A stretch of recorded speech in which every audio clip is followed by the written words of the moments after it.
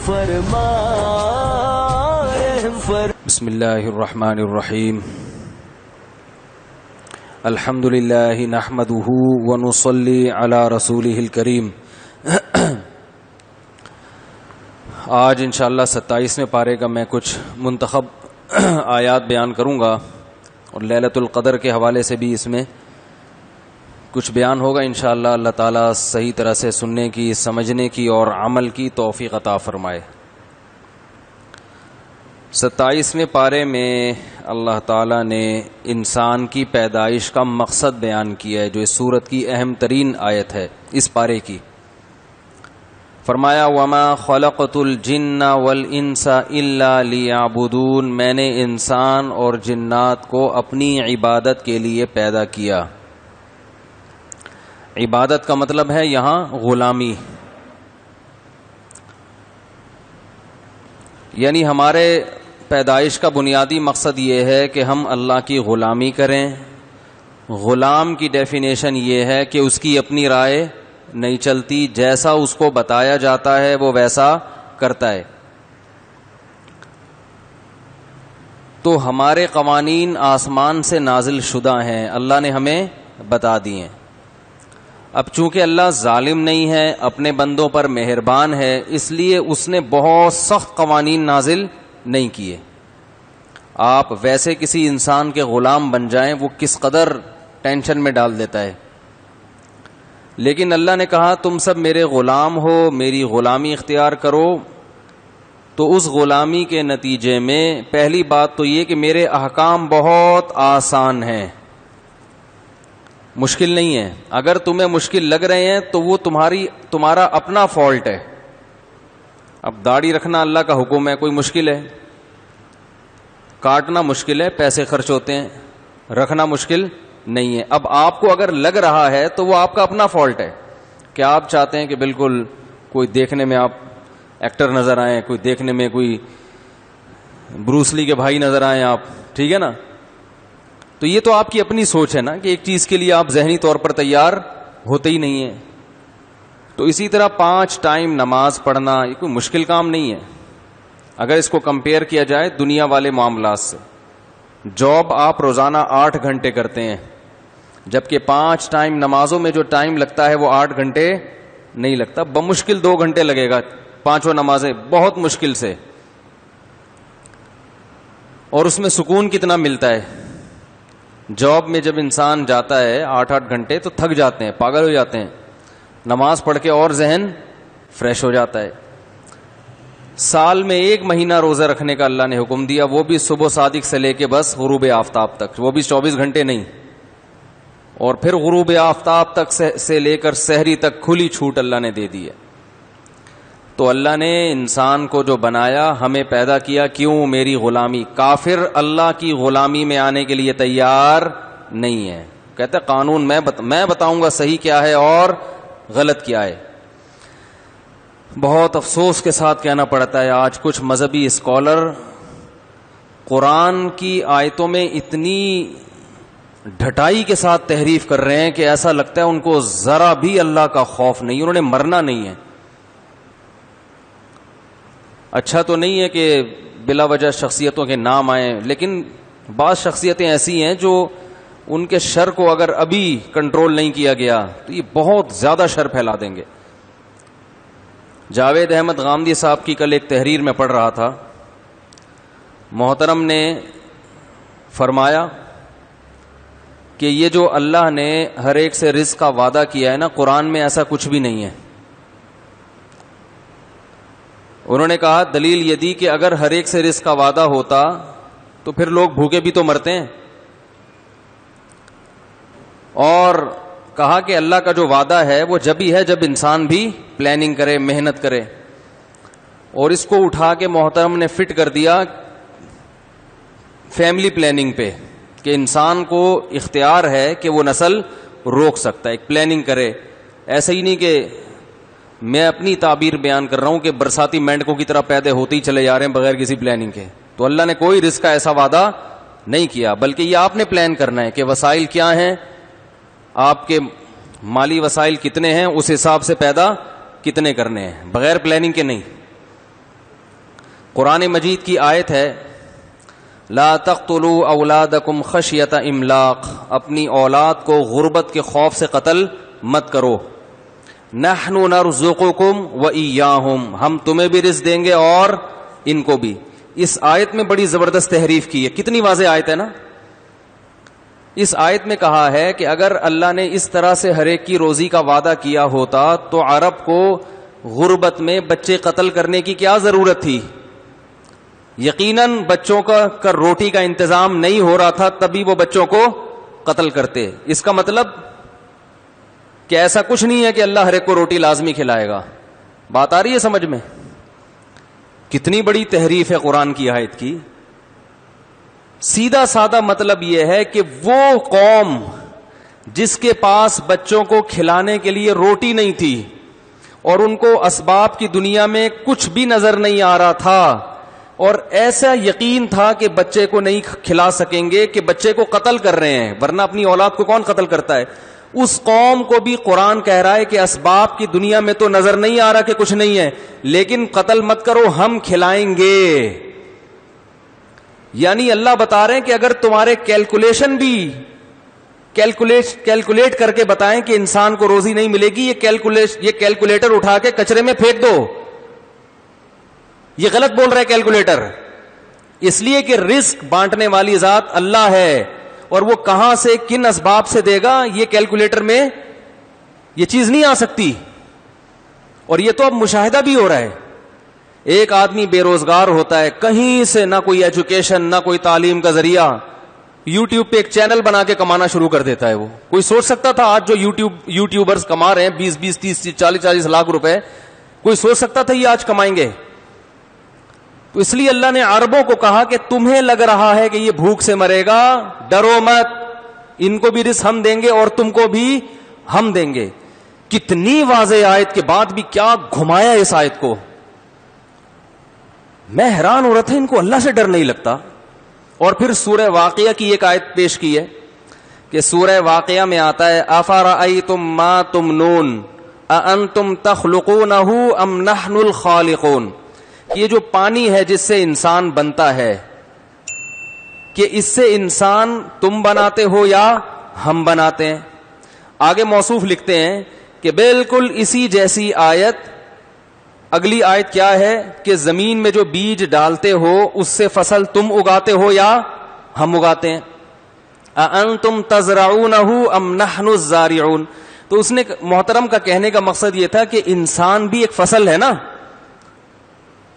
اور پانی جو جس سے انسان بنتا ہے وہ ایک بیج ہے. قرآن میں دوسرے مقام پر بھی آتا ہے نساؤکم حرث لکم. عورت کی مثال کیا ہے؟ اس زمین کسی ہے جو پیداوار بڑھاتی ہے. تو دونوں پیداوار ہیں. تو محترم نے کہا یہ پیداوار بھی اللہ پیدا کرتا ہے انسان، وہ پیداوار بھی کون پیدا کرتا ہے؟ انسان.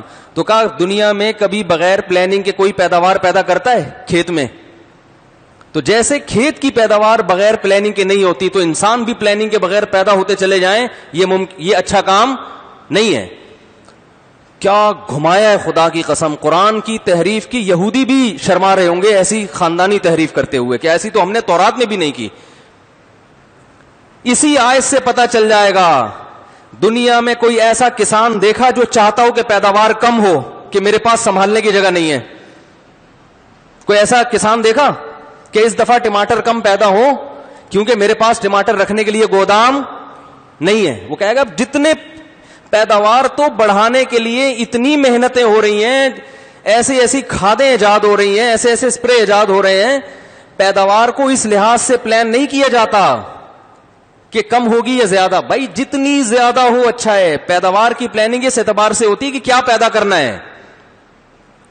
تو یہ عجیب بات ہے آلو پیاز ٹماٹر کہ میں تو کبھی کسی کسان سے کہیں کہ آلو پیاز ٹماٹر زیادہ پیدا کرنے ہیں یا کم، وہ کہے گا بھائی جتنے زیادہ ہوں اتنا اچھا ہے. تو اس میں تو اللہ نے بتا دیا کہ عورت کی مثال کیا ہے، نسل بڑھانے کے لیے کھیت کی ہے. تو اللہ نے بتا دیا کہ بہترین کھیت وہ ہوتا ہے جو پیداوار میں اضافہ کرے، وہ زرخیز زمین ہے. تو بہترین عورت بھی وہ ہے جو تمہاری نسل میں اضافہ کرے. کہاں کی کہاں لگا دی. بھائی آپ کی سمجھ میں نہیں آ رہا اگر تو آپ بولو بھائی مجھے قرآن سے نہیں مل رہا، یہ میرا ذاتی نظریہ ہے. ایک ہوتا ہے قرآن کے مطابق اپنے آپ کو بنانا جو اسلام نے بتایا، ایک ہوتا ہے جیسا آپ سوچتے ہیں اس حساب سے قرآن کو بنانا شروع کر دیں، قرآن کو اس حساب سے بگاڑنا شروع کر دیتے ہیں آپ. یہ تحریف کی بدترین مثال ہے. انسان کی روزی کا جہاں تک تعلق ہے اس کو کیلکولیشن کہ انسان تو مقصود کائنات ہے، اس کے لیے تو کائنات کو پیدا کیا گیا، اسی کو آنے سے روکو گے، کم کرو گے. دیکھو ہمیشہ انسان اپنے ماتحت کی پلاننگ کرتا ہے، اپنے جیسوں کی پلاننگ کا آپ کو اللہ نے اختیار نہیں دیا. دیکھو دفتر میں ایک مینیجر ہے، وہ اپنے ماتحت کو تو پلان بنا کے دے گا، اتنے بجے آنا اتنے بجے نہیں آنا. وہ اپنے جیسے کسی مینیجر کے لیے پلاننگ بولتے کیوں نہیں بھائی نہیں کرے گا. وہ کبھی نہیں کہے گا، کہ وہ کہے گا تمہارا جو درجہ ہے وہی میرا بھی ہے. انسان اپنے سے ماتحت کے لیے قانون سازی کر سکتا ہے، اپنے جیسوں کے لیے نہیں کر سکتا. جتنا آپ کو اس دنیا میں رہنے کا حق ہے اتنا ہی آئندہ پیدا ہونے والی نسلوں کو بھی ہے.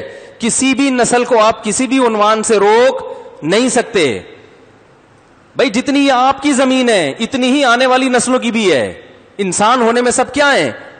برابر ہیں. یہ خدا کو اختیارات ہیں کہ کب آپ کو نسل روکنے کی اجازت دے اور کب کہے کہ بڑھاؤ. یہ خدا جہاں اجازت دے گا یا ترغیب دے گا وہاں تو ہے، جہاں اللہ کی طرف سے نہیں ہے وہاں آپ خود اپنا کیلکولیٹر لے کے بیٹھ جاؤ کہ میری اتنی تنخواہ ہے تو میرے اتنے بچے ہونے چاہیے، اس سے زیادہ نہیں ہونے چاہیے. تو آپ کے بچے بعد میں ہیں، اللہ کی مخلوق بولو بھائی پہلے ہیں وہ. اور وہ جو حدیث میں آتا ہے تزوج الودود الولود، صحیح حدیث ہے، نبی نے فرمایا ایسی عورت سے شادی کرو جو بچے زیادہ پیدا کرتی ہو.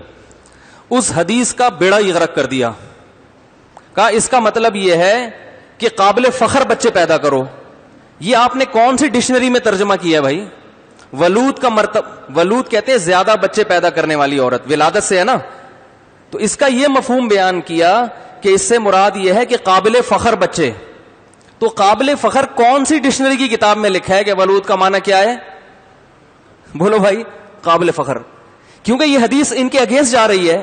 تو بجائے اس کے کہ اللہ اس کے رسول کے سامنے اپنی عقل کو ڈال دیں گے، بھائی جیسے کہہ دیا ہم کم عقل ہیں، ہم کیلکولیشن میں غلطی کر سکتے ہیں اور ہم سمجھنے میں غلطی کر سکتے ہیں. جب اللہ اس کے رسول نے کہہ دیا تو اللہ اس کے رسول کا حکم ہماری سراخوں پر. نہ نہ نہ ماننا نہیں ہے. کیونکہ لبرل طبقہ جو خوش ہوتا ہے نا وہ 2 بچے ہی اچھے والی تحریک سے خوش ہوتا ہے، وہ 20 بچوں والی تحریک سے خوش نہیں ہوتا. ایک خاتون کا میرے پاس فون آیا کہ میں آپ کے بیان بہت شوق سے سنتی تھی اور مجھے لگتا تھا کہ آپ روایتی مولانا نہیں ہیں، آپ تو بڑے زمانے کے حساب سے چلتے ہیں، بہت اچھا لگتا تھا آپ کے بیانات. لیکن جس دن میں نے آپ کا بیان سنا نا کہ بچے زیادہ ہونے چاہیے تو میں نے کہا یہ بھی روایتی مولوی نکلے، یہ بھی وہی پرانے زمانے کی پرانی باتیں، جدید تحقیق والی باتیں نہیں کرتے یہ. تو میں نے کہا اللہ کا بڑا فضل ہے کہ میں پرانا مولوی ہوں، وہی 1400 سال پرانی تعلیمات ہی کو میں دنیا میں پیش کر رہا ہوں. اور آپ کی جدید تحقیق جو تحقیق نہیں ہے، اول تو جدید تحقیق بھی یہ نہیں ہے جو آپ بتا رہی ہو. تحقیق جو ہے نا جو ماہرین ہیں وہ تو یہ کہتے ہیں کہ نسل کو بڑھاؤ گے تو معیشت معاشی ترقی ہوگی. اس پر میں نے ڈاکٹروں کے حوالے اور ماہرین معیشت کے حوالے، کتابوں کے حوالوں کے ساتھ، پیج نمبر کے ساتھ ایک بیان میں ریکارڈ کرا چکا ہوں. تحقیق بھی آپ کو معلوم نہیں ہے.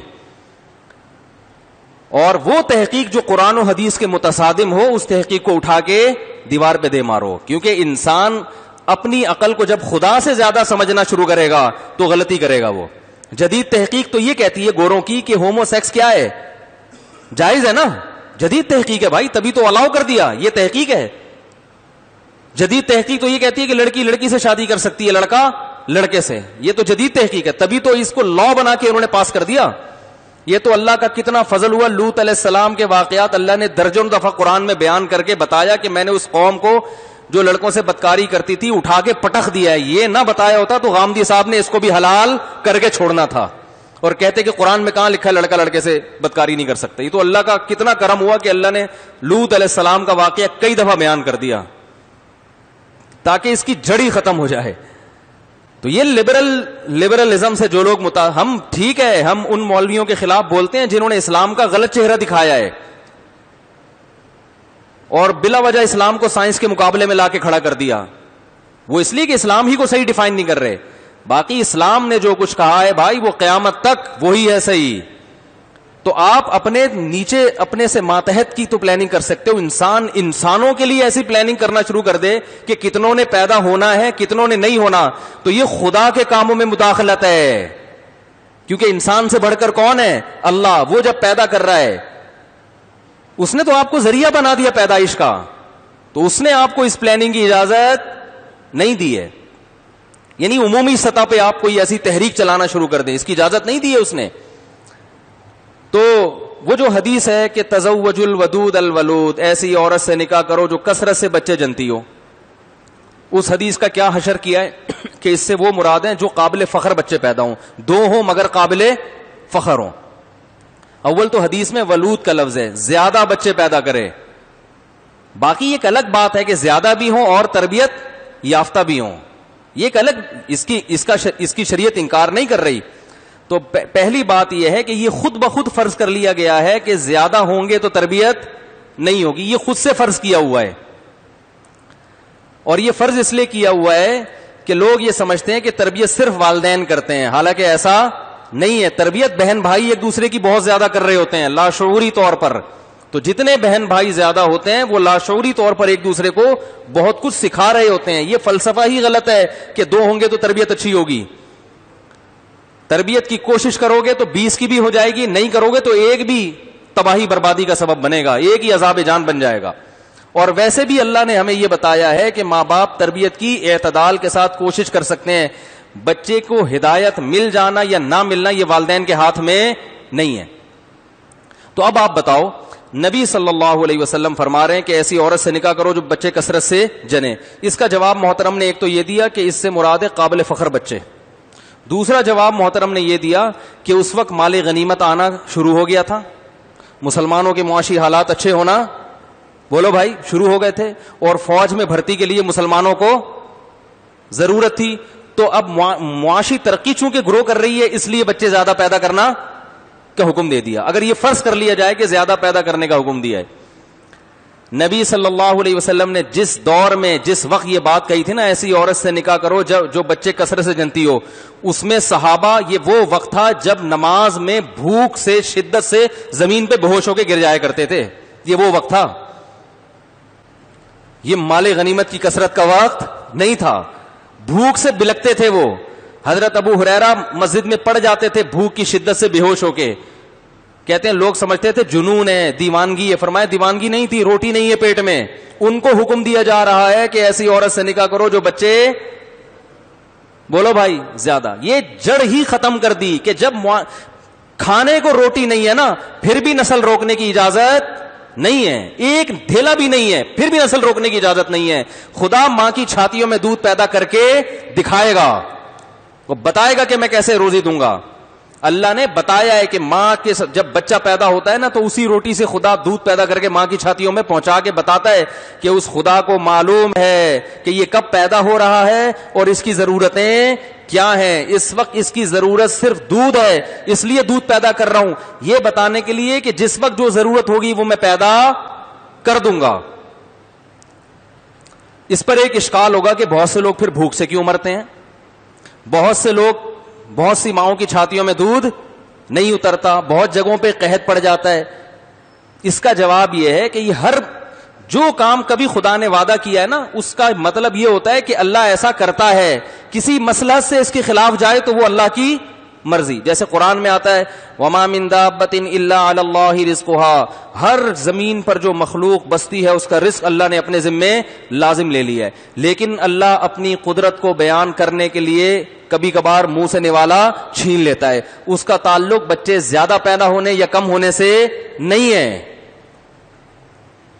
یہ اللہ کا نظام ہے, سسٹم میں خرابی نہیں ہے. خود اللہ اپنی مشیت اور قدرت سے بعض دفعہ اپنی قدرت دکھانے کے لیے, جیسے قرآن مجید میں اللہ نے بیان کیا کہ اللہ نے پانی سے انسان کو بنایا, فجعل منہ الزوجین الذکر والانثى, دو جوڑے پیدا کیے, ایک نر اور ایک مادہ. قانون یہی ہے, لیکن اللہ اپنی قدرت کے لیے کبھی کبھار مخنث بھی پیدا کر دیتا ہے جو نہ نر ہے نہ مادہ.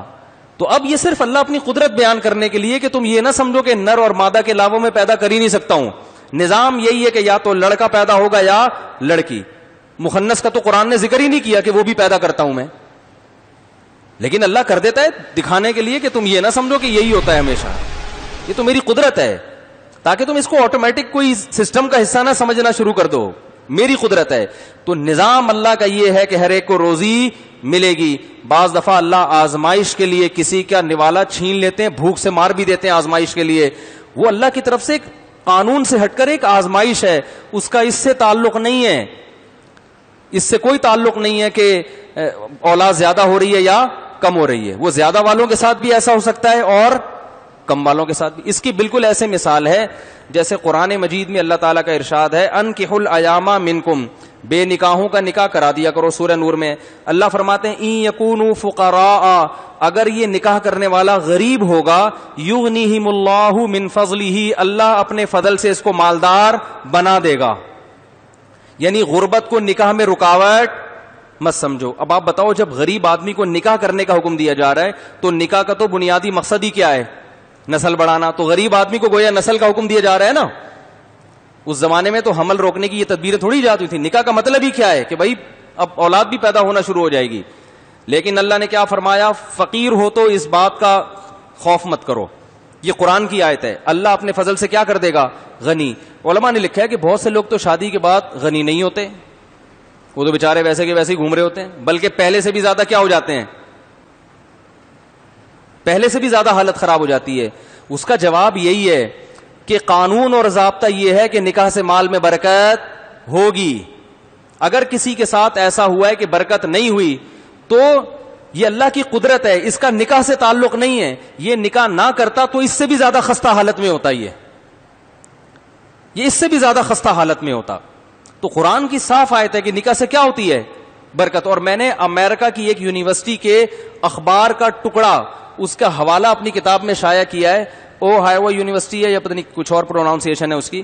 اس یونیورسٹی میں تحقیق ہوئی کہ جتنے شادی شدہ لوگ ہیں امریکہ میں، یو کے میں، اور جتنے طلاق یافتہ ہیں، تو شادی شدہ لوگوں کے پاس دولت زیادہ ہے، طلاق یافتہ کے پاس کم ہے. انہوں نے کہا اس سے صاف پتہ چلتا ہے، یہ امریکہ کی رپورٹ ہے ان کے ماہرین کی، نکاح سے مال میں کیا ہوتا ہے. انہوں نے کہا اس کی لاجک نہیں پتا، لیکن مشاہدہ یہی ہے کہ طلاق دینے والوں کے مال میں برکت ختم ہوتی ہے اور نکاح کرنے والوں کے مال میں برکت بڑھتی ہے. حضرت عمر رضی اللہ تعالیٰ عنہ، یہ جو آیت ہے نا کہ نکاح کرو اگر فقیر ہوگے تو اللہ غنی کر دے گا، اس آیت کی روشنی میں مصنف ابن ابی شیبہ میں حضرت عمر کا قول ہے عجبت لمن ابتغى الغنى بغیر النکاح، مجھے تعجب ہوتا ہے جو دولت نکاح کے علاوہ کسی اور چیز میں تلاش کرتا ہے. کیونکہ اللہ نے کسی اور چیز میں وعدہ نہیں کیا، اللہ نے نکاح پہ کیا کیا ہے؟ غنا کا وعدہ کیا ہے. فرمایا مجھے حیران ہوتا ہے کہ غنا کے لیے نکاح نہیں کر رہا اس آیت کے نازل ہونے کے بعد بھی. حضرت عمر فرماتے ہیں، غامدی صاحب حضرت عمر کے دور میں ہوتے اور پھر حضرت عمر کو جا کے وہ وہی گنتیاں سکھا رہے ہوتے جو ہمیں سکھا رہے ہیں اور قوم کو بیوقوف بنا رہے ہیں. حضرت عمر مانتے؟ حضرت عمر تو کہہ رہے ہیں مجھے تو حیرانگی ہو رہی ہے اس آیت کے نازل ہونے کے بعد بھی لوگ نکاح نہیں کر رہے. لیکن ہم دیکھتے ہیں کہ نکاح کر کے بعض لوگ اور غریب ہو جاتے ہیں. تو وہ اللہ کی قدرت ہے. رزق کا وعدہ اللہ نے ہر ایک سے کیا، لیکن اللہ سب کچھ ہوتے ہوئے بھی نوالا چھین لیتا ہے. قحط بھی پڑتے ہیں، بیماریاں بھی آتی ہیں. حضرت ابراہیم کہہ رہے ہیں نا وَإِذَا مَرِضْتُ فَهُوَ يَشْفِينِ، میں جب بیمار ہوتا ہوں تو شفا کون دیتا ہے؟ اللہ. تو کیا ہمیشہ دیتا ہے؟ بھئی اللہ کی قدرت ہے، کبھی نہیں بھی دیتا. ٹھیک ہے نا، اللہ بتانے کے لیے. تو دعائیں کون قبول کرتا ہے؟ اللہ. لیکن کیا ہمیشہ کرتا ہے؟ بعض دفعہ مانگتے رہو نہیں ہوتی، یا کسی اور انداز سے قبول ہو جاتی ہے. تو اللہ کا لا اور ضابطے کو فالو کرنے کا حکم ہے. اور ضابطہ اور لا یہی ہے کہ بچہ پیدا ہوگا تو رزق کون دے گا؟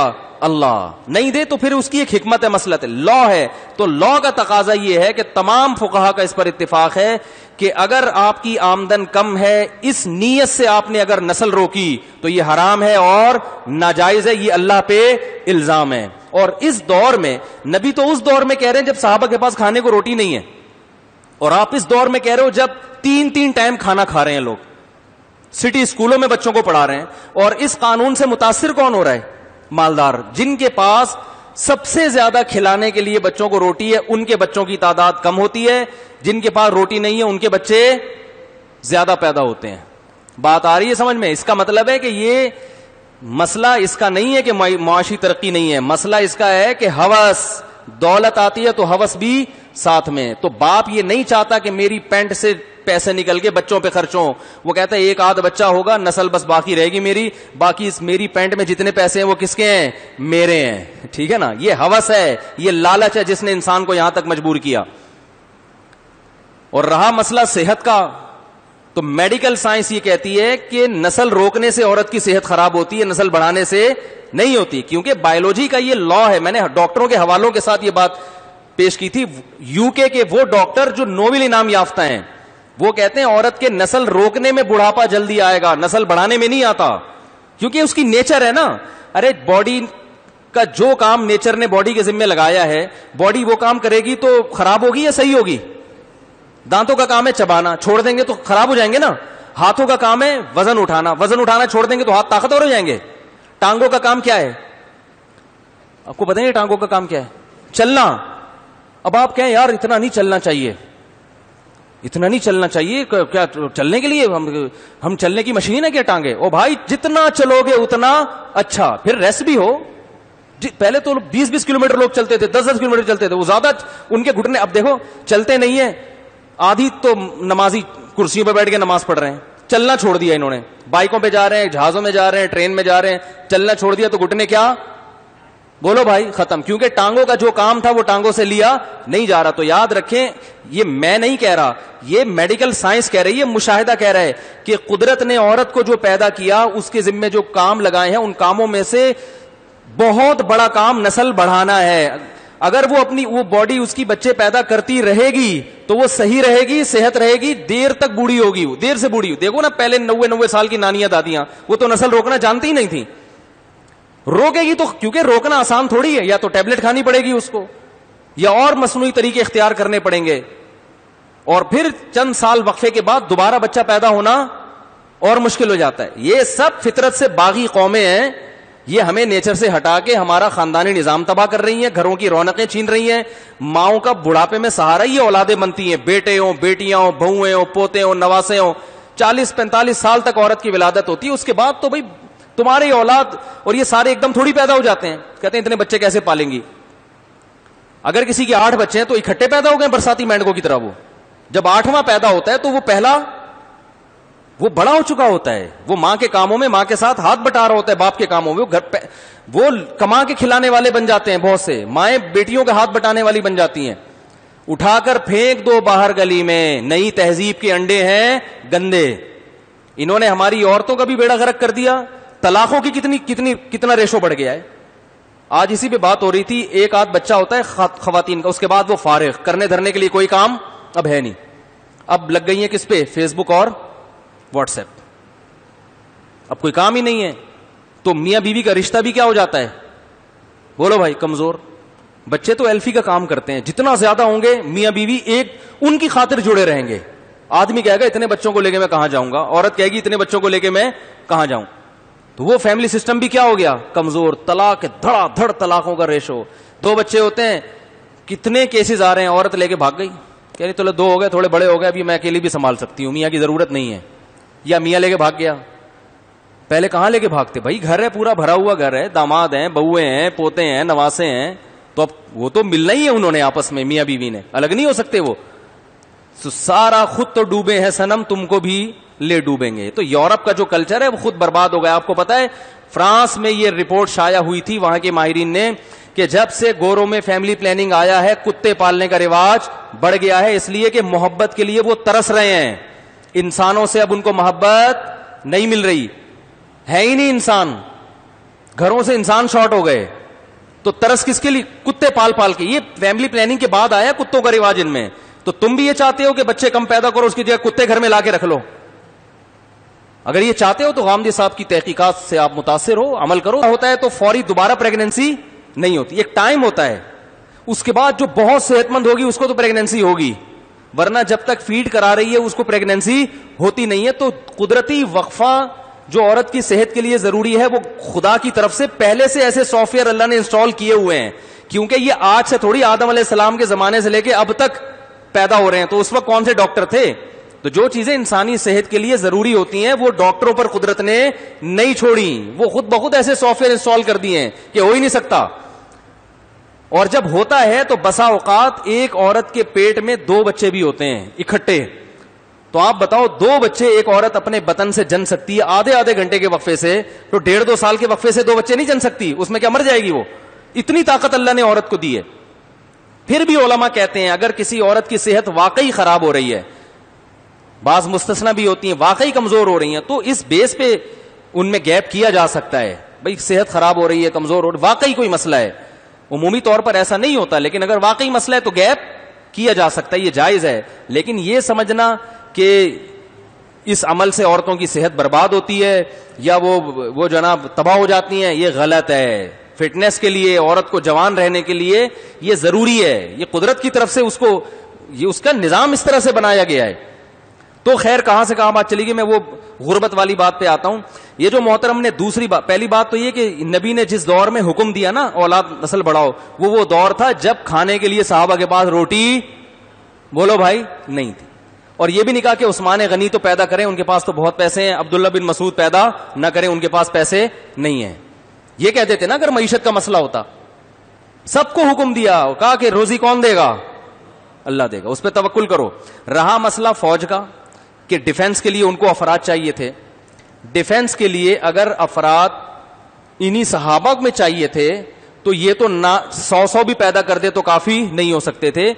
ڈیفنس کے لیے تو جب افرادی قوت جب ملی ہے, یدخلون فی دین اللہ افواجا, مکہ کے بعد, فتح مکہ کے بعد جب بہت ساری قومیں جوق در جوق, فوج در فوج اسلام میں داخل ہوئے نا, پھر بڑی فوج تیار ہوئی ہے. اور یہ ایک حقیقت ہے کہ آگے نسلوں میں ڈیفنس کے لیے بھی افراد چاہیے ہوتے ہیں, لیکن وہ افراد آج بھی چاہیے. آج تو مسلمانوں کو ڈیفنس کی پہلے سے زیادہ ضرورت ہے. آج امریکہ اور بڑی بڑی سپر پاوریں جیسی طاقتیں دنیا میں موجود ہیں, اس دور میں اتنی بڑی پاور نہیں تھی. تو آج بھی ہمیں فوج میں بھرتی ہونے کے لیے جوان چاہیے. اور فوج میں آپ یاد رکھو کہ جس قوم میں بچوں کا ریشو زیادہ ہوتا ہے, جوانوں کا ریشو بھی اسی میں زیادہ. عمران خان کیوں بار بار کہتے ہیں ہمارے پاس جوانوں کی اتنی بڑی تعداد ہے؟ اصل میں بزبان حال وہ یہ کہہ رہے ہیں ہمارے یہاں گروتھ ریشو, بولو بھائی, زیادہ. لیکن وہ یہ جملہ بولے گا تو پوری دنیا اس کے خلاف ہو جائے گی, اس لیے وہ عمران خان نے یہ جملہ نہیں کہا. عمران خان نے کہا ہمارے یہاں نوجوانوں کا ریشو کیا ہے؟ بولو بھائی, زیادہ ہے. تو کیوں زیادہ ہے؟ بچے زیادہ پیدا ہو رہے ہیں. تو جب جوانوں کا ریشو زیادہ ہے تو اس کا مطلب کمانے والے زیادہ اور کھانے والے, بولو نا, کم. یہ ایک لا ہے معیشت کا. میں نے جو آج کل کے ماہرین معیشت ہے نا, وہ معیشت کی ترقی کا جو فارمولہ بیان کرتے ہیں, وہ فارمولے پر بھی میں بیان کر چکا ہوں حوالوں کے ساتھ, کہ یہ فارمولہ نہیں ہے, جو پرانے فارمولے فیل ہو چکے ہیں. تو نیا فارمولہ یہ ہے کہ جس ملک میں جوانوں کا ریشو زیادہ ہوگا, معاشی ترقی وہ کرے گا. کیونکہ ارننگ کے ذرائع کس وقت کون سے ہیں یہ بتایا جا ہی نہیں سکتا ہے. آج اگر کوئی یہ کہتا ہے نا اس ملک میں ارننگ کے یہ ذرائع ہیں, تو 10 سال بعد اس کی پیش گوئی فیل ہو جائے گی. کیونکہ ٹیکنالوجی اتنی تیزی سے چینج ہو رہی ہے. آج سے 10 سال کے بعد نہیں کہہ سکتے کہ آپ کا بچہ, کیا آپ بنا تو اس کو ڈاکٹر رہے ہو, لیکن پیسے وہ گولے گنڈے سے کمائے گا یا برگر بیچ کے کمائے گا یا یوٹیوب کا چینل بنا کے کمائے گا, یہ آپ کو پتا, بولو بھائی, نہیں ہے. تو جوانوں کا ریشو کیا ہے جس ملک میں بڑھتا ہے؟ آپ کہہ سکتے ہو بہت سے کنٹریز ایسے جہاں جوان ہی جوان ہیں مگر بھوکے مر رہے ہیں. تو وہاں جوان اگر نہ ہوتے نا تو اور مر رہے ہوتے. اب بنگلہ دیش غریب ملک ہے, وہاں جوان بہت ہیں, گروتھ ریشو بہت ہے ان کا, لیکن اگر وہاں جوان نہ ہوتے, بڈھے ہوتے, تو جتنی ارننگ بنگلہ دیش کی ہے یہ بھی نہ ہو رہی ہوتی. سارا گورنمنٹ کا بجٹ بڈھوں پہ خرچ ہو رہا ہوتا, بوڑھوں کو کھلا رہے ہوتے اور دھس جاتے. ان ملکوں کو جا کے کہا جا رہا ہے کہ اپنا ریشو کیا کرو, بولو بھائی, کم کرو, تاکہ جیسے ہمارے ہاں سویڈن میں بڈھے زیادہ ہیں, تمہارے یہاں بھی کیا ہو جائیں, بوڑھے لوگ زیادہ ہو جائیں, کمانے والے کم, اور سارا بوجھ کس پہ آ جائے, گورنمنٹ پہ. تو وہی بات ہے, ودو لو تکفرون کما کفروا. اللہ فرما رہے ہیں کہ جیسے یہ خود برباد ہوئے نا, یہ چاہتے ہیں تم بھی کیا ہو جاؤ, برباد ہو جاؤ. تو مجھے جیسے ایک آدمی کو یہ باتیں معلوم ہے, ایک نارمل آدمی کو معلوم ہے, غامدی صاحب جو لمح یونیورسٹی کے پروفیسر ہیں ان کو یہ کیلکولیشن معلوم نہیں ہے. تو پتہ چلتا معلوم ہے, جان کر گمراہ کر رہے ہیں لوگوں کو, صرف لبرل لوگوں کو خوش کرنے کے لیے, لبرل لوگوں کو اپنے قریب لانے کے لیے. کیونکہ ہمارے جو لبرلز لوگ ہیں وہ کہتے ہیں ہمیں اسلام وہ چاہیے جو ہماری مرضی کا ہو, مولویوں کی مرضی کا اسلام ہمیں نہیں چاہیے. تو ہم کہتے ہیں بھائی مولویوں کا نہیں, قرآن اور سنت کا جو اسلام ہے اس کو فالو کرو. تو اس اسلام میں آپ کو نسل کے گروتھ کا ہی حکم نظر آئے گا, نسل روکنے کو شریعت نے پسند نہیں کیا. ایک حدیث سنا کے اپنی بات ختم کرتا ہوں. تو ڈیفنس کا مطلب سمجھ میں آیا. پاکستان میں آپ کو پتا ہے یہ جو جامعۃ الرشید میں آئے تھے DGISPR میجر جنرل آصف غفور, انہوں نے کہا پاکستان وہ واحد کنٹری ہے جہاں فوج میں بھرتی ہونے کے لیے لوگ لائن لگا کے کھڑے ہوتے ہیں. لائن لگا کے کھڑے, اتنے جوان ہیں نا ہمارے پاس کہ ظاہر ہے پھر ان کو روزگار چاہیے. تو جب روزگار چاہیے تو فوج بھی ایک روزگار ہے کا ذریعہ ہے. انہوں نے کہا یہاں لائن لگا کے لوگ کھڑے ہوتے ہیں. USA میں ایسا نہیں ہے. امریکہ میں وہ چاہتے ہیں کہ لوگ, غیر ملکیوں کو فوج میں بھرتی کرنا پڑ رہا ہے. غیر ملکی ایسے وفا تھوڑی کرے گا جیسے اپنے کنٹری کے لوگ وفا کرتے ہیں. انڈیا میں فوج میں بھرتی ہونے کے لیے نوجوان لوگ تیار نہیں ہوتے, ان کو موٹیویٹ کرنا پڑتا ہے. ہمارے ابھی کمیشن آفیسر کی یا عام فوجیوں کا بھی آپ دیکھ لو, اشتہار آتا ہے, مائیں آ کے دعا کروا دیتے ہیں, صاحب دعا کرو میرا بیٹا فوج میں بھرتی ہو جائے, مفتی صاحب کوئی سفارش لگاؤ, مفتی صاحب کوئی کوشش کرو. اتنے لوگ ہیں. تبھی سلیکشن کا معیار کیا ہے, بہت اونچا, اتنے فٹ اتنے انچ قد ہونا چاہیے. 1 ملی میٹر بھی کم ہوا نکل لے بھائی, یہاں سے نکل لے. برما میں اتنے سے ساشے میں نے دیکھا ہے, برما کی آرمی اور ان کی فوج میں نے دیکھی ہے. میں نے کہا یہ کیا ہے یار, ان کو تو گرفتار کرنے کا دل چاہ رہا ہے. ہمارے آرمی میں دیکھو نا یہ لمبے لمبے جوان ہوتے ہیں کہ نہیں ہوتے, کیوں مل جاتے ہیں. جوانوں کا ریشو اتنا زیادہ ہے کہ آرمی میں جس دماغ کے لوگ چاہیے وہ بھی ہول سیل کے حساب سے, جس قد کاٹ کے لوگ چاہیے وہ بھی ہول سیل کے حساب سے, جس پرسنالٹی کے لوگ چاہیے وہ بھی ہول سیل کے, اور جس ایجوکیشن کے لوگ چاہیے وہ بھی ہول سیل کے حساب سے. اگر یہ گروتھ ریشو کم ہو گیا تو آپ کو کی آرمی کا معیار گر جائے گا. نہیں گرایا تو باہر سے لوگ لینے پڑیں گے, پھر ان کو ان کی منہ مانگی تنخواہیں دینی پڑیں گی, اور وہ آپ کے کنٹری کے ساتھ ایسے وفا نہیں کریں گے جیسے آپ کے لوگ وفا کرتے ہیں. یہ باتیں ہمیں سمجھ میں آ رہی ہیں, حالانکہ ہم لمس یونیورسٹی کے پروفیسر نہیں ہیں, لیکن لمس یونیورسٹی کے پروفیسر کی سمجھ میں یہ باتیں نہیں آ رہی ہیں. صحیح ہے نا, سمجھا نہیں رہے لوگوں کو. تحریف کا بیڑا اٹھایا ہوا انہوں نے دین میں. تو وہ مشہور حدیث ہے, اور ایک حدیث سنا کے بس بات ختم کرتا ہوں تاکہ موضوع کمپلیٹ ہو جائے. آپ صلی اللہ علیہ وسلم نسل بڑھانے پر کتنے حریص تھے.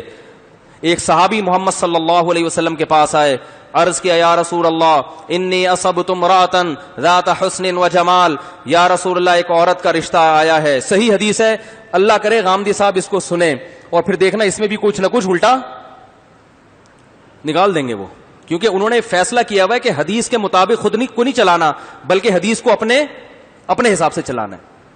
اب نبی کی حرص دیکھو کہ اپنی امت کی نسل کو کیسے بڑھانا چاہتے ہیں. اس لیے کہ یہ امت, اس نے تو دنیا میں خلافت کرنی ہے, تو افرادی قوت کے بغیر یہ ممکن نہیں ہے. سائنس ٹیکنالوجی میں بھی ترقی کرنی ہے, لیکن یہ فرض کر لینا کہ زیادہ ہوں گے تو ٹیکنالوجی میں آگے نہیں بڑھیں گے, یہ فرض کرنا غلط ہے. یہ فرض کرنا غلط ہے. بڑھیں گے آگے انشاءاللہ. آپ کو ہر فیلڈ میں زیادہ لوگ ملیں گے. افراد زیادہ ہوں گے تو میڈیکل سائنس کی فیلڈ میں زیادہ لوگ ملیں گے, آپ کو انجینئرنگ کی فیلڈ میں زیادہ لوگ ملیں گے, آپ کو سائنٹسٹ زیادہ ملیں گے, ایک سے ایک باصلاحیت ملے گا آپ کو. اور ایک اہم بات یہ بھی ہے کہ لوگ یہ بھی کہتے ہیں کہ 2 بچے ہوں اور ان کو آفیسر بناؤ, 20 ہوں گے تو وہ مزدور بنیں گے, ٹھیلا لگائیں گے. مجھے ایک بات بتاؤ, آفیسر رینک کے لوگ ان کا ریشو کتنا ہوتا ہے؟ 2%, 3% نا, باقی تو سب ان کے ماتحت ہوتے ہیں نا. تو اب ہر ایک کے 2 بچے پیدا ہونا شروع ہو گئے, تو آفیسر رینک تو خود بخود اس حساب سے ان کی ویکینسی کیا ہو جائے گی, کم. آپ پھر بھی اپنے بچے کو آفیسر بنا بھی دیا نا, کمپنی قبول نہیں کرے گی اس کو. کمپنی کہے گی ہمارے پاس جو آبادی کا ریشو ہے, جتنے ملازم ہیں اس حساب سے ہمیں ایک مینیجر چاہیے, اور ایم بی اے آپ نے پوری قوم کو کرا دیا. تو پھر کیا ہوگا, یہ پڑھے لکھے تو ہوں گے بہت, MBA کیا ہوا ہوگا, لیکن رہیں گے یہ چوکیدار بن کے ہی وہاں پہ کمپنی میں. صحیح ہے نا. تو آبادی جتنی کم ہوگی تو آفیسر رینک کے لیے جو ویکینسیز ہیں وہ اسی حساب سے کیا ہو جائیں گی, بولو بھائی, کم ہو جائیں گی. تو پھر بھی آپ کو اپنے بچوں کو ٹھیلا ہی لگوانا پڑے گا. صحیح ہے نا, کیونکہ قدرت نے تو ایک تقسیم کی ہوئی ہے کہ اتنے لوگ ٹھیلے لگائیں گے, اتنے آفیسر بنیں گے. یہ قدرت کی تقسیم ہے, اس میں گروتھ ریشو کے کم یا زیادہ ہونے سے اس ریشو میں فرق نہیں پڑتا. تو اب میں وہ حدیث سنا دوں جلدی سے, پھر اس کے بعد لیلۃ القدر کی بات کروں گا انشاءاللہ. ٹھیک ہے نا. تو یہ اس لیے کہہ رہا ہوں کہ وما خلقت الجن والانس الا لیعبدون کے مفہوم کا بیڑا غرق کر دیا آج. یہ اسی آیت کی تشریح ہو رہی ہے کہ کیسے کیسے تحریفات ہو رہی ہے, کہ بجائے اس کے کہ جو اللہ اس کے رسول نے حکم دیا ہم اپنے آپ کو اس کے تابع بنائیں, اللہ اس کے رسول کو اپنے تابع بنا رہے ہیں ہم. تو نبی صلی اللہ علیہ وسلم کے پاس ایک صحابی آئے, عرض کیا یا رسول اللہ انی اصبت امرأۃ ذات حسن و جمال, یا رسول اللہ ایک لڑکی کا رشتہ, ایک عورت کا رشتہ آیا ہے, خوبصورت بھی ہے اور ذات منصب و مال, دولت مند بھی ہے اور عہدے والی بھی ہے, منصب والی بھی ہے. آپ بتاؤ کسی لڑکی میں یہی چیزیں دیکھی جاتی ہیں, اگر خاندان اچھا ہے, ذات نسب بھی ہے, 4 چیزیں تھی اس میں, خاندان اچھا, خوبصورت, منصب کوئی عہدہ بھی ہوگا اور پیسہ بھی. آپ کو اگر کوئی ایسا رشتہ ملے لڑکی میں 4 کوالٹی ہوں, چھوڑو گے آپ؟ دنیا چھوڑ دو گے, رشتہ کیا ہو گیا بھائی؟ رشتہ چھوڑو گے؟ نہیں چھوڑو گے. صحابی نبی کے پاس آئے, عرض کیا یا رسول اللہ ایسا رشتہ آیا لاکنھا لا تلد, ایک عیب ہے کہ اس کے ولادت نہیں ہو سکتی, بانج ہے. حدیث میں آتا ہے فنہاہ, نبی نے ان صحابی کو منع کر دیا, نہیں کرو شادی. کچھ وقت کے بعد وہ دوبارہ آئے, پھر اجازت مانگی کہ پہلی دفعہ میں نہیں ملی تو دوبارہ اجازت مانگوں گا, شاید اجازت مل جائے. دوبارہ آئے, عرض کیا یا رسول اللہ, پھر یہ نہیں کہا یا رسول اللہ وہی والی عورت سے دوبارہ نکاح کی اجازت لینے آیا ہوں, نہ, بلکہ وہ 4 صفات دوبارہ ریپیٹ کی ہیں تاکہ کچھ تو اثر ہو جائے آپ صلی اللہ علیہ وسلم پہ, کچھ میرے جذبات سے اور اس عورت کی خصوصیات سے متاثر ہو جائیں. یا رسول اللہ انی اصبت امرأۃ ذات حسن و منصب و مال, منصب بھی ہے, مال بھی ہے, حسن بھی ہے, وذات نسب بھی ہے, لاکنھا لا تلد, ایک عیب ہے, اولاد نہیں ہوگی. افاتزوجھا, نکاح کر لوں؟ فنہاہ, نبی نے دوبارہ منع کر دیا, نہ. دوبارہ چلے گئے, تیسری دفعہ دوبارہ آئے, پھر یہی پوری کوالٹیز ریپیٹ کی ہیں. غامدی صاحب کاش آپ یہ بیان سن لیں. یا رسول اللہ, اور یہ وہ دور ہے جب صحابہ کے پاس کھانے کو روٹی, بولو بھائی, نہیں. نبی یہ پوچھ لیتے کہ تمہارے پاس اگر پیسے نہیں ہے, غریب ہو تو کر لو, تمہارے پاس تو ویسے ہی بچوں کو کھلانے کے لیے نہیں ہے, اور یہ آلو پیاز ٹماٹر کی طرح بچے تھوڑی پیدا کرتے چلے جائیں گے. پہلے اپنی جیب دیکھو, پاکٹ منی دیکھو, ہیں جیب میں کچھ ہے نہیں اور کہہ رہے ہو بانج عورت ہے تو کیا شادی کیسے؟ تمہیں تو بھائی خوش ہونا چاہیے, تمہارے پاس تو ویسے ہی کچھ نہیں ہے. کچھ بھی نہیں نبی نے پوچھا کہ مالدار ہو یا غریب. اس چیز کو انسان نے نکاح کے معاملے میں اسلام نے اہمیت ہی نہیں دی ہے. تیسری دفعہ دوبارہ آئے نبی صلی اللہ علیہ وسلم کے پاس, انی اصبت امرأۃ ذات حسن, خوبصورت بھی ہے, مالدار بھی ہے. ہمارے پاس آتی, ہم کہتے تو ہٹا بے میری کرا ہم تو یہی بولتے ہیں, ابے ہٹ یہاں سے, تو نمبر دے یار مجھے اس کا. ایسے جذبات آتے ہیں نا. آپ کے کیا جذبات ہیں وہ آپ کے چہروں سے پتہ چل رہا ہے. تیسری دفعہ نبی سے عرض کیا یا رسول اللہ, خوبصورت بھی ہے, دولت مند بھی ہے, خاندان بھی بہت اونچا, اور منصب اور عہدہ بھی اونچا ہے. آپ نے تیسری دفعہ بجائے اس کے کہ ان کے جذبات سے آپ متاثر ہو کے کہتے چلو اتنا ہی دیر, کوئی حرام تھوڑی ہے, لیکن نبی ایک سبق دلانا چاہ رہے ہیں, کوئی حرام تھوڑی ہے بانج عورت سے نکاح کرنا. تو آپ یہ کہہ دیتے بھائی کوئی میں نے کب کہا کہ ناجائز ہے, اگر اتنا ہی شوق ہے تو کر لو. نہ, نبی نے فرمایا, تیسری دفعہ منع کرنے کے بجائے ایک اور جملے کا اضافہ کر دیا, فنہاہ وقال تزوجوا الودود الولود, فرمایا ایسی عورت سے نکاح کرو جو بے پناہ محبت کرتی ہو, الولود, اور بہت کثرت سے بچے جنتی ہو. فانی مکاثر بکم الامم, قیامت میں تمہاری کثرت پہ فخر کروں گا کہ میرے فالوورز دنیا میں اتنے زیادہ تھے. کیونکہ ایمان والا بچہ پیدا ہو جانا ایک مسلمان, تو آج دنیا میں جتنے مسلمان ہیں آپ بتاؤ, ہمارے ماں باپ اگر نسل روکتے تو آج اتنے مسلمان ہوتے؟ میں برما میں تھا, میں نے وہاں بیان کیا, پوری مسجد بھری ہوئی تھی. میں نے کہا مجھے ایک بات بتاؤ, آپ لوگ کتنے فیصد؟ رونے کا 20% ہیں ویسے زیادہ, لیکن گورنمنٹ کی کیلکولیشن کے مطابق 20%. میں نے کہا یہ 20% جو آپ برما میں مسلمان ہو اور آپ پہ ظلم ہو رہا ہے, تو مجھے یہ بتاؤ یہ 20% کیوں ہو؟ کیا کسی نے دعوت دے کر آپ کو مسلمان بنایا ہے؟ کہنے لگے نہیں, ان میں تو چند ایک ہی ہوں گے جو کنورٹڈ ہیں. میں نے کہا اس لیے ہو کہ آپ کے والدین نے نسل نہیں روکی, باپ دادا نے بھی نہیں روکی, والدین بھی. اگر آپ کے والدین اور باپ دادا 2 بچے پیدا کر کے جاتے تو آج آپ 10% ہوتے. تو برما میں مسلمان جتنا پٹ رہے ہیں اس سے دگنا پٹتے ہیں, کیونکہ ڈیفنس کی ابھی تو پھر بھی ایک بڑی آبادی ہے نا, ڈر ہوتا ہے کہ یہ امڑ کے نہ آ جائیں, اور زیادہ ظلم ہوتا. انڈیا میں مسلمان اگر اپنی نسل روکتے تو آج کہا جاتا ہے 20% ہیں, وہاں بھی زیادہ, فرض کرو 20% ہیں تو اور کم ہوتے, ان کے ووٹ کی ویلیو بالکل ختم. اب کم از کم اتنا تو ہے کہ کوئی بھی سیاسی جماعت الیکشن لڑنے کے لیے کچھ نہ کچھ مسلمانوں کو بھی, کچھ طبقے کو تو ساتھ ملانے کی کوشش کرتی ہے. تو اگر یہ تعداد اور دگنی ہو گئی انڈیا میں تو مسلمانوں کی اگلی نسل میں ووٹ کی طاقت دگنی ہو جائے گی کہ نہیں ہو جائے گی؟ تو غامدی صاحب کو کہنا چاہیے تھا کہ انڈیا کے مسلمانوں، ہندو جو ہمیشہ جو متعصب ہندو جیتتے ہیں اس کی وجہ یہ ہے کہ ان کی تعداد، ان کا ووٹ بینک انڈیا میں زیادہ ہے. آپ بہت تیزی کے ساتھ نسل بڑھاؤ تاکہ اگلی نسل میں آپ کا ووٹ بینک، اس کی قوت بڑھ جائے. تو نبی تو یہ سب چیزیں جانتے تھے، اس لیے اپنی امت کو ترغیب دے رہے ہیں کہ انہوں نے میدانوں میں لڑنا بھی ہے. ان کی جب تک ان کی افرادی قوت اتنی بائیکاٹ اگر اتنی بڑی آبادی کرے گی تو اس بائیکاٹ کا اثر ہوتا ہے. تو بہت کچھ مسلمان اپنی آبادی سے کر رہا ہے. ٹیکنالوجی نہیں ہے، وہ ہماری حماقتوں سے ہے، اس کا تعلق آبادی سے نہیں ہے. وہ تو ہمارے اس سے آدھی بھی آبادی ہوتی تو اس سے بھی زیادہ گئے گزرے ہوتے. جو ہماری یونیورسٹیوں کا اور کالجز کا حال ہے نا، اس کا بچوں کی کثرت سے تعلق نہیں ہے. اس میں ایک بچے کو بھی داخل کراؤ گے نا، وہ بےچارہ گدھا ہی بن کے نکلے گا. وہ تو سسٹم ایسا ہے نا، گدھے بندے ہوئے ہیں. آپ دیکھ لو سندھ کے، میں نے خود واٹس ایپ پہ آگے شیئر کی ہیں، وہ اسکول دکھایا اس میں گدھے بندے ہوئے ہیں. جب ایجوکیشن کا یہ حال ہو تو پھر ایک بچہ ہو یا 1000 ہو، وہ گدھے کے گدھے ہی ہوں گے. تو خیر میں جلدی سے بات کمپلیٹ کروں. نبی صلی اللہ علیہ وسلم کے پاس آئے. اب اس حدیث میں چند چیزیں ہیں. نمبر 1، سوال پیدا ہوتا ہے جب ایک بانج عورت کا رشتہ ان صحابی کو میسر آیا تھا تو نبی سے پوچھنے کیوں آئے؟ وہ یقیناً ان کو معلوم تھا کہ اس کے ولادت نہیں ہوگی اور نبی صلی اللہ علیہ وسلم امت سے نسل بڑھانا چاہتے ہیں، تو اس لیے احتیاط اسی میں ہے کہ ایک دفعہ پہلے پرمیشن لے لو. اس سے پتہ چلتا ہے کہ اولاد بڑھانا یہ اتنی اسلام کا اہم حکم ہے کہ صحابہ میں یہ پہلے سے مشہور اور معروف چیز تھی، ورنہ پوچھنے کی ضرورت کیا تھی. نمبر 2، ایسا اتفاق ہوتا نہیں ہے کہ ایک عورت بانجھ ہو مگر باقی ساری کوالٹیز ہوں اس کے اندر. ایسا ہوتا ہے کیا؟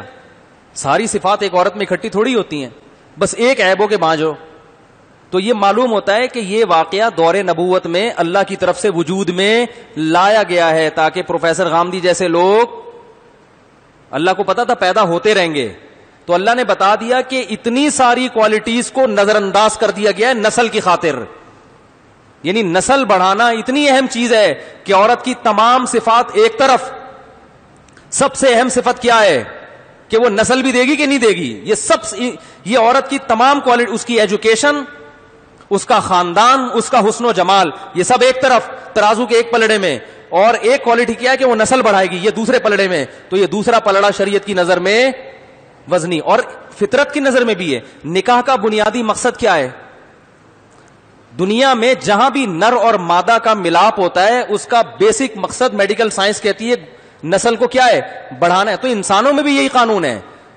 تو جب وہ بیسک مقصد ہی حاصل نہیں ہو رہا تو ضمنی فائدے تو حاصل ہوں گے، بنیادی مقصد حاصل نہیں ہوگا. تو اس لیے نبی صلی اللہ علیہ وسلم نے بتا دیا بھائی اسلام تو دین فطرت ہے. تو نکاح کے جب بیسک مقصد ہی حاصل نہیں ہو رہا تو پھر کیوں کر رہے ہو؟ یہ ایک الگ مسئلہ ہے کہ وہ بیچاری کہاں جائے گی. تو بھائی بہت سے لوگ ہیں جن کو کہیں رشتہ نہیں مل رہا ہوتا، وہ کر لیں گے اس سے، لیکن جو آپ سے مشورہ لے گا اسے تو آپ وہی مشورہ دیں گے نا جو بہتر ہوگا. تو تیسرا پوائنٹ یہ کہ صحابہ کرام کو جب ایک دفعہ کسی چیز سے روکا جاتا تھا وہ رک جاتے تھے، دوبارہ نہیں آتے تھے. یہاں 3 دفعہ آ رہے ہیں تو یہ صحابہ کی عادت کے بھی خلاف. تو یہ بتانے کے لیے اللہ بتا رہے ہیں کہ ایسا عشق تھا ان صحابی کے دل میں کہ نبی کے ایک دفعہ منع کرنے کو بھی انہوں نے کافی نہیں سمجھا، پھر بھی آئے ہیں اور پھر بھی نبی نے منع کیا.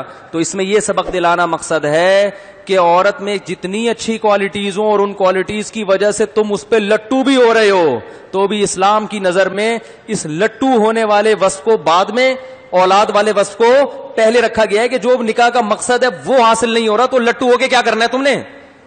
ارے روٹی آپ کو بہت اچھی لگ رہی لیکن پیٹ بھرانے کے کام نہیں آ رہی، وہ تو ڈاکٹر کہے گا ایسی روٹی کھاؤ. آپ شوگر کے مریض ہو، رسگلہ بہت اچھا لگ رہا ہے آپ کو، ڈاکٹر کہے گا اچھا تو لگ رہا ہے مگر رسگلہ سے جو مقصد ہے نا کہ انرجی ملے گی، کاربوہائیڈریٹ ملیں گے، وہ مقصد آپ کو حاصل، بولو بھائی نہیں ہوگی، آپ شوگر کے مریض ہو، آپ یہ افورڈ نہیں کر سکتے. تو مقاصد پہ لذتوں کو قربان کیا جاتا ہے، لذتوں پہ مقاصد کو قربان نہیں کیا جا رہا. تو نکاح کا مقصد ہی نسل بڑھانا ہے اور نکاح کرنے بعد سب سے پہلا مشورہ یہ دیا جاتا ہے کہ نسل کیسے روکنی ہے. تو یہ پاگلوں والی حرکتیں ہیں. اللہ کا شکر ہے اللہ نے ہمیں قرآن و حدیث پر چلنے کی توفیق عطا فرمائی. اور چوتھے پوائنٹ یہ پتہ چلتا ہے کہ تیسری دفعہ میں جب بھی کوئی اجازت لینے کے لیے آتا ہے تو یا تو منع نہیں کیا جاتا یا منع کیا جاتا ہے تو نرم انداز سے. جیسے ہمارے پاس اگر کوئی آئے گا تو ہم تیسری دفعہ میں کہتے ہیں کہ یار اب اتنا بھی دل چاہ رہا ہے تو بہتر تو یہی ہے کہ نہیں کرو، لیکن اگر چلو کرنا ہے تو ٹھیک ہے. یہ ہوتا ہے نا. لیکن بجائے اس کے کہ نبی نے نرم کرنے کے انداز کو نرم، منع کرنے کے انداز کو نرم کیا، نہ بلکہ منع کرنے کے انداز کو پچھلی 2 مرتبہ سے زیادہ سخت کر دیا، اور سختی.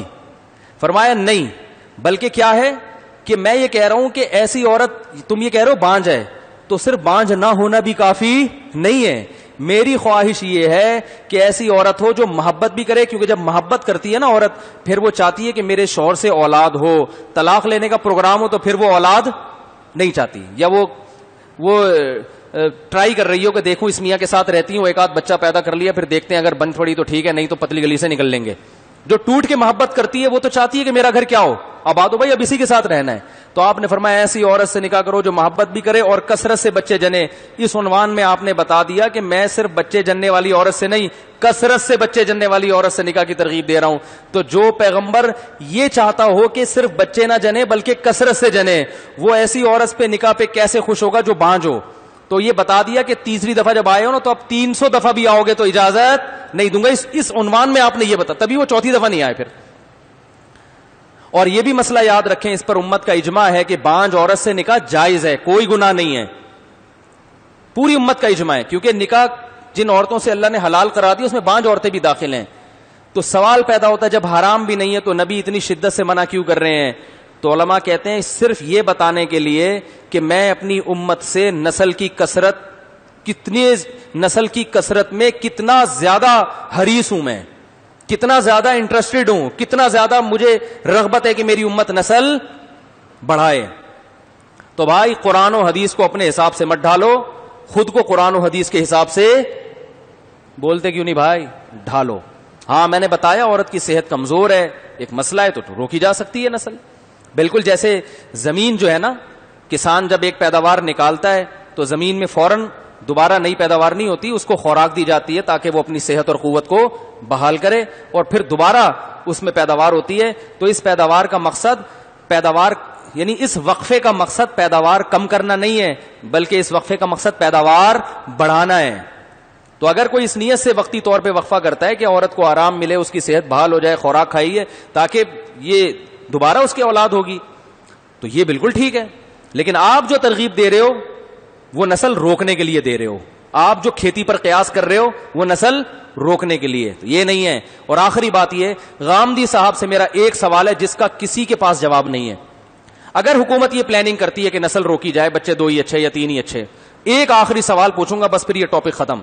مجھے ایک بات بتاؤ جس کا ان لبرل لوگوں کے پاس جواب نہیں ہے، کہ جب آپ کے 2 بچے ہوں گے، گورنمنٹ یہ قانون بناتی ہے یا ترغیب دیتی ہے کہ 2 بچے اچھے، تو گورنمنٹ یہ لکھ کے دے کہ وہ 2 لڑکے ہونے چاہیے یا لڑکیاں.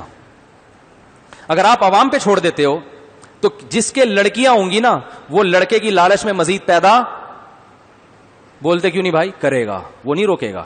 کیونکہ انسان کو لڑکا چاہیے اپنے بڑھاپے کے لیے، مرد چاہیے اس کو، یہ خواہش ہوتی ہے. تو جس کے لڑکا پہلے نمبر پہ یا دوسرے نمبر پہ ہو گیا وہ تو روک لے گا. جس کے نہیں ہوا وہ ایک لڑکی، پھر دوسری لڑکی، پھر تیسری لڑکی، کسی کے 3 لڑکیوں کے بعد، کسی کے 4، کسی کے 6 بیٹیوں کے بعد لڑکا پیدا ہوگا. تو لڑکیوں کا گروتھ ریشو بڑھے گا، لڑکوں کا بولتے کیوں نہیں کم ہو جائے گا. یہ جو گروتھ ریشو لڑکے لڑکیوں کا، یہ نیچرل ہوگا یا فطرت کے خلاف ہوگا؟ قدرت جب پیدا کرتی ہے نا تو ان کے گھر میں 6 بیٹے ہو گئے تو ان کے گھر میں 6 بیٹیاں ہو گئیں. ایسا ہوتا ہے نا، ایک بھائی ہے اس کے جناب بیٹے ہی بیٹے ہو رہے ہیں، ایک بیٹی پیدا ہوئی، اور ادھر جناب دوسرے پڑوسی کے یہاں دیکھ رہا بیٹیاں ہی پیدا ہو رہی، ایک بیٹا پیدا ہو گیا، یا سرے سے بیٹا ہوا ہی نہیں.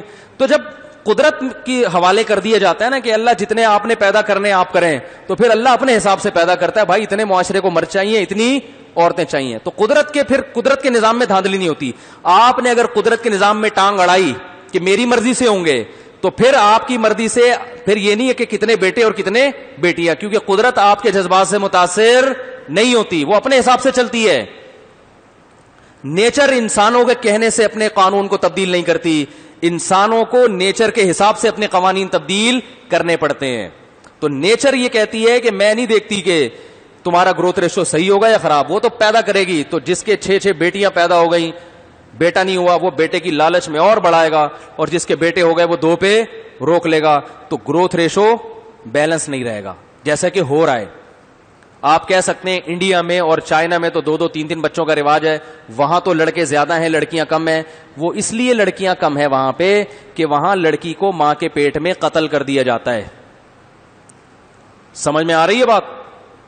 لڑکیوں کو موت کے گھاٹ اتار دیا جاتا ہے, اور کوئی لڑکی کا والی وارث ایسا نہیں ہے جو اس لڑکی کے لیے عدالت میں جا کے کیس کرے. تو آپ بھی اگر یہ ظلم کرو گے, ماں پیٹ میں بچیوں کو اور مارنا شروع کر دیا ماؤں نے, کیونکہ جب 2 3 بچے پیدا کرنے ہیں تو وہ کہہ رہی ہیں پچھلی دفعہ بیٹی ہوئی تھی, اب بھی بیٹی, اب تیسری بیٹی ہم افورڈ نہیں کر سکتے, ہمیں بیٹا چاہیے اب, کیونکہ آگے بچے روکنا ہے ہم نے.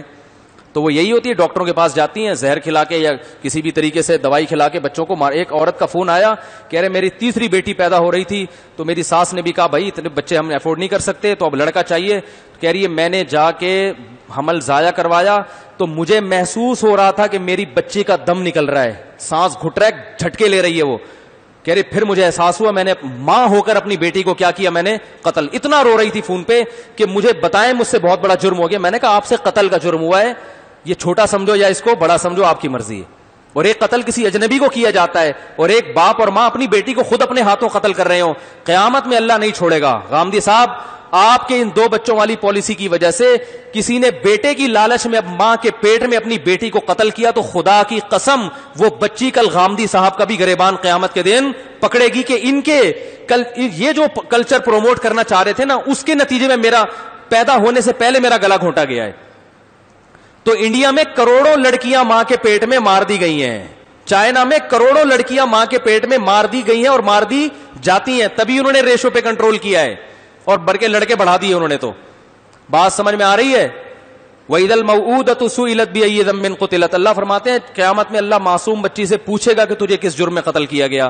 اللہ اسی لیے پوچھے گا کہ قتل کرنے والے باپ اور ماں تھے تو پوچھتا کون؟ تو اللہ کہتے ہیں میں پوچھوں گا, کیونکہ تمہاری بیٹی بعد میں تھی, میری مخلوق پہلے تھی. تو فیملی پلاننگ والوں کے پاس اس ظلم کا کوئی دفعیہ اور اس کا کوئی علاج نہیں ہے. جب آپ ایک کام فطرت کے خلاف کرتے ہو نا, غلط کہتے ہیں نا, ایک جھوٹ چھپانے کے لیے 100 جھوٹ بولنے پڑتے ہیں, تو جب آپ قوم کو فطرت کے خلاف لے کر جاؤ گے تو پھر ہر دوسرا کام الٹ ہی کرنا پڑے گا آپ کو, اور کر رہے ہیں لوگ.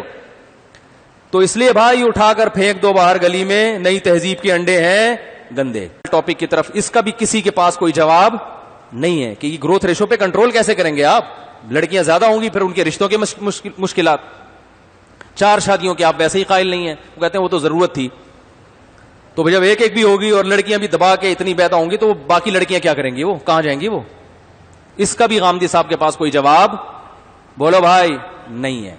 تو اللہ تعالیٰ نے ہمیں یہ جو آیت میں نے پڑھی ہے نا, وما خلقت الجن والانس الا لیعبدون, اللہ نے ہمیں پیدا کیا تاکہ. اچھا یہ ایک سوال ہے کہ پہلے سے پتہ کیسے چلے گا اس کے ہاں ولادت زیادہ ہوگی, محبت کرے گی؟ تو خاندان سے پتہ چلتا ہے. بعض خاندان کی عورتیں اپنے میاں پہ مرتی ہیں, محبت کرتی ہیں, اور بعض بہت ایڈوانس ہوتی ہیں, بس وہ شادی ہوئی پرس لٹکایا جا رہی ہیں, کہاں جا رہے ہیں؟ میں سوئٹزرلینڈ سے ذرا گھوم کے آ رہی ہوں. ایسے کیسز بھی میرے پاس آتے ہیں, فیکٹریوں کے مالکان آتے ہیں, میری بیگم منہ اٹھا کے جب چاہے سوئٹزرلینڈ چلی جاتی ہے, کبھی دیکھو یو کے میں بیٹھی ہوئی ہے, کیا کر رہی ہے بھائی تو میں نے کہا جب اتنی بڑی فیملی میں آپ نے ہاتھ ڈالا ہے تو اس کا کفارہ تو پھر یہ آپ کو دینا پڑے گا. بھائی ایک یہاں غریب آدمی کی بیوی انڈا موڑ سے گھوم کے آ جائے گی, ناراض ہوئی تو کہاں چلی گئی؟ انڈا موڑ چلی گئی, وہاں سے پکڑ کے لے آیا. اتنے جگہ آپ نے اونچا ہاتھ ڈال دیا تو بیگم ناراض ہوئی, کہاں چلی گئی؟ لندن. لندن میں پکڑنے کے لیے بھیجا, سوئٹزرلینڈ چلی گئی.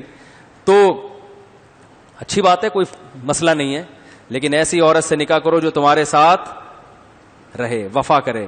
10 پہلے سے بوائے فرینڈ پالے ہوئے ہیں تو تمہارے ساتھ توبہ کر لے تو کر لے گی وفا, لیکن کیا پتہ چلے گا کہ سچی مچی کی توبہ کی بھی ہے کہ نہیں کی ہے. تو پاک دامن عورتیں تلاش کرو, اللہ کے بندے, اللہ کے بندو, پاک دامن اور پردے دار عورتیں. دین ٹھیک ہے, دنیا بھی آنی چاہیے, میں اس کا وہ نہیں, لیکن دین بھی تو ہونا ساتھ میں. ہمیں دنیاوی ایجوکیشن کے خلاف تھوڑی ہیں, بہت ساری فیلڈ ایسی ہیں جس میں خواتین ہی کام کر سکتی ہیں تو ہے, لیکن دین پہلے دیکھو. دین بھی ہو پھر دنیا بھی ہو, پھر ٹھیک ہے. دین نہیں ہو تو اس دنیا کا کوئی فائدہ نہیں ہے, ڈپریشن کے مریض بن جاؤ گے. تو یہ خاندان دیکھ کے پتہ چلتا ہے. تو اللہ نے کیا فرمایا اس آیت میں کہ ہم نے انسانوں کو پیدا کیا تاکہ ہماری مان کے چلیں, ہمیں اپنی منوائیں, یہ اس لیے پیدا نہیں کیا. تو یہ اس 27ویں پارے کی آیت کی بہت اہم ترین آیت تھی, 27ویں پارے کی, جو اسلام اور غیر مسلم میں فرق کرتی ہے. تو آگے چونکہ اس میں لیلۃ القدر کے حوالے سے بھی میں نے سوچا کہ کچھ بات کروں گا. 27ویں رات کا زیادہ امکان ہے نا لیلۃ القدر ہونے کا. تو رسول اللہ صلی اللہ علیہ وسلم نے ارشاد فرمایا, صحابہ نبی صلی اللہ علیہ وسلم کے پاس آئے, عرض کیا یا رسول اللہ, پچھلی امتوں میں لوگوں کی عمریں بہت لمبی لمبی ہوتی تھی. نوح علیہ السلام 1000 سال عمر تھی نا, تو اس امت میں تو اتنی عمریں نہیں ہیں, تو ہم ان کا مقابلہ کیسے کر سکتے ہیں؟ تو اللہ تعالیٰ نے یہ آیت نازل کی کہ لیلۃ القدر خیر من الف شہر, لیلۃ القدر 1000 مہینوں سے بہتر ہے. تو اس میں ایک رات کی عبادت 1000 مہینوں کی عبادت سے بہتر ہے. لیکن ایک بات خوب یاد رکھیں, 27ویں رات میں امکان زیادہ ہے. یہ نہیں کہ 27ویں رات ہی ہوتی ہے, ایسا نہیں ہے. آخری عشرے میں کوئی بھی رات ہو سکتی ہے, طاق راتوں میں زیادہ امکان اور 27ویں میں تھوڑا اور زیادہ امکان, یہ آثار سے پتہ چلتا ہے. تو لیکن لوگوں نے اسی ایک کو بنا کے بیٹھ گئے, تو چلو اس بہانے اسی میں عبادت کر لیں, 27ویں ہی میں کر لیں, یہ بھی ٹھیک ہے. تو اس میں بڑی مصلحتیں ہیں کہ اللہ نے اس کو مشکوک کیوں بنا دیا, یہ والی ہے وہ والی. علماء کہتے ہیں اگر متعین کر دی جاتی نا یہی ہے, تو پھر اس میں گناہ کرنے والا بھی پکڑا جاتا, کیونکہ ابھی تو امکان ہے بھائی ہو سکتا ہے یہ والی نہ ہو, تو اس نیت سے گناہ کر رہے کوئی, تو گناہ تو ملے گا اسے بہت زیادہ. لیکن اگر متعین ہو جاتی پھر گناہ کرتے تو بڑا مسئلہ خراب ہو جاتا پھر. تو اس رات میں عبادت کرنی ہے. کون سی عبادت؟ پہلی بات تو یہ کہ سب سے بڑی عبادت ہے گناہوں سے توبہ. آج لوگ لیلۃ القدر میں گناہوں سے توبہ کا ارادہ نہیں کرتے. گناہوں سے توبہ کا مطلب اپنی ایک لسٹ بنائیں, بہنوں کی وراثت کھائی ہوئی ہے تو آج رات اللہ سے توبہ کریں, اے اللہ میں یہ وراثت پہلی فرصت میں, بولو نا بھائی کیا ہو گیا بھائی, سب بولے نا واپس کر دیں گے. یہ بولنے کیا اس رات میں فیصلہ کرنا ہے کہ اے اللہ میں توبہ, گناہوں سے توبہ ہوگی نا تو اللہ معاف کرے گا. تو اے اللہ میں نے جتنی بہنوں کی وراثت کھائی ہوئی ہے یا چھوٹے بھائیوں کی وراثت پہ قبضہ کر کے ابا کے پورے کاروبار کو میں رن کر رہا ہوں اور بھائی بہنوں کو صرف عید بقرعید پہ کپڑے بنا کے دے دیتا ہوں, اے اللہ میں اس جرم سے توبہ کرتا ہوں, جتنا جتنا جس کا حصہ ہے پورا پورا اس کے حوالے کروں گا, اور اس بارے میں علماء سے رابطہ کروں گا کہ کیا کیسے کرنا ہے.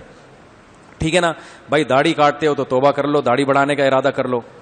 جو خواتین پردہ نہیں کرتی اس رات میں اللہ کے سامنے گڑ گڑائیں کہ اللہ ہمیں پردے کی توفیق عطا فرما دے. اگر مشکل لگ رہا ہے تو توفیق مانگ لیں کہ اللہ توبہ کریں, توبہ نہیں ہو رہی تو اللہ تو توبہ کی توفیق دے دے, یہی مانگ لیں. میں نے ایسے لوگ دیکھے ہیں جنہوں نے اس رات میں گڑ گڑا کے اللہ سے ہدایت مانگی, گناہوں سے توبہ کی توفیق مانگی, الحمدللہ ان کو توبہ کی توفیق مل گئی. ماں باپ کے ساتھ بدتمیزی کرتے ہیں تو دعا مانگے, اللہ میں اپنے باپ کے ساتھ میرا رویہ صحیح نہیں ہے, ماں کے ساتھ میرا رویہ صحیح نہیں ہے, اے اللہ میرے ایٹیٹیوڈ کو, میرے رویوں کو اپنے والدین کے ساتھ ٹھیک کر دے, مجھے توفیق دے دے کہ میں سیدھا ہو جاؤں. آپ جہاں جاب کر رہے ہیں, تنخواہ پوری لے رہے ہیں, کام پابندی کے ساتھ نہیں کر رہے. دیکھو ہم نے پورا قرآن پڑھا نا, تو قرآن کے یہی تو قرآن جرائم بیان کر رہا ہے جو معاشرے میں ہو رہے ہیں. قوم سمود کو شعیب علیہ السلام نے کیا کہا تھا, بھائی تم حق لینے کی باری آتی ہو تو پورا لیتے ہو, دینے کی باری آتی ہے تو کیا کرتے ہو, ڈنڈی مارتے ہو. تو اس پہ اللہ نے پوری قوم کو تباہ کیا نا. اب یہ مسائل تو ہم اس پہ تو سوچ ہی نہیں رہے. تو اس رات میں توبہ کرنی ہے, اللہ مجھے جو کام آفس میں میرے ذمے لگتا ہے میں وہ پورا نہیں کرتا, تنخواہ 30 تاریخ کو لینے کے لیے پہنچ جاتا ہوں میں, تو مجھے میری اس تنخواہ کو حلال کر دے, یعنی مجھے ایمانداری کے ساتھ آفس میں کام کرنے کی, بولو نا بھائی یار کیا ہو گیا, اب تو میں سبق پڑھوا رہا ہوں, توفیق عطا فرما.